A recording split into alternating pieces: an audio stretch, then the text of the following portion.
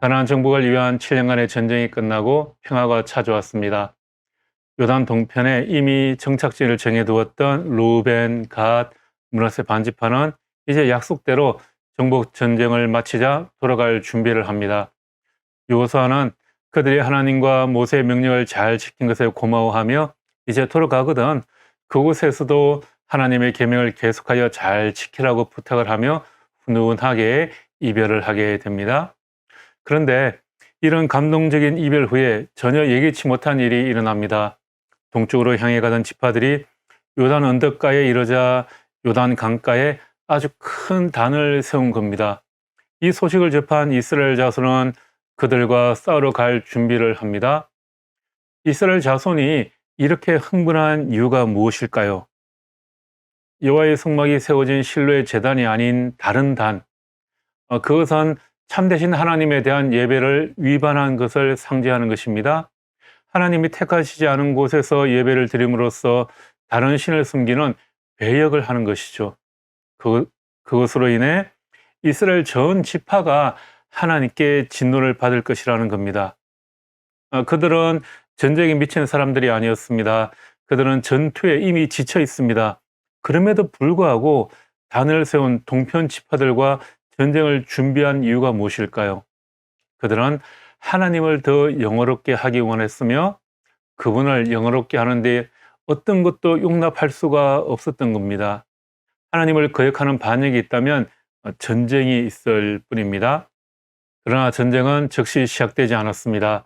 그쪽 지파들은 전쟁 준비를 마쳤지만 즉시 공격하지 않고 대표단을 보내어 상황을 파악하고 동편 지파의 잘못을 바로잡을 수 있을지 먼저 알아보게 합니다.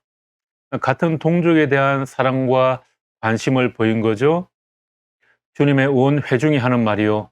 당신들이 어찌하여 이스라엘의 하나님께 이런 악한 일을 하였소? 어찌하여 당신들이 오늘날 주님을 떠나서 제멋대로 단을 쌓아 주님을 거역하였소? 그리고 다시 한 번 더 따스한 말을 건넵니다. 만일 당신들의 소유주가 깨끗하지 못하거든 주님의 성막이 있는 주님의 소유주를 건너와서 우리의 소유를 나누어 가지시오. 또 우리 하나님의 단 외에 당신들이 함부로 단을 쌓음으로써 주님을 거역하거나 우리를 거역하지 마시오.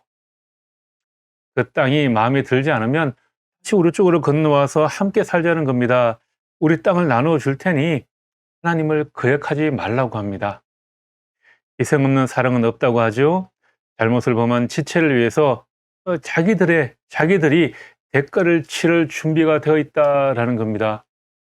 이에 대한 동쪽 지파의 반응은 무엇입니까? 그것은 너희들의 생각일 따름이야 라고 말하지 않고 자신들의 혐의에 대한 본질에 동의하고 심판의 의로움을 인정합니다. 당신들이 걱정하는 것이 무엇인지 충분히 이해한다라는 것이죠. 그리고는 자신들이 요단 강가에 단을 세운 이유를 차근차근 설명합니다. 이건 하나님께 제사를 드리기 위한 제단의 기능이 아니라 실로에 쌓은 제단을 기념하는 또 그것을 다시 한 번 더 기억하기 위한 것이다 라는 거죠. 분열의 표시가 아니라 연합을 드러내기 위한 것이었습니다. 요단 강을 사이에 두고 갈라져 살고 있기 때문에 먼 훗날 요단 서편에 있는 9지파가 자신들을 이방인처럼 여길까 봐 걱정이 되었던 겁니다. 훗날 자손들이 너희와 우리가 무슨 상관이 있냐 이렇게 물으면 이 단이 우리들의 관계를 증명하게 될 것이다 라는 말입니다.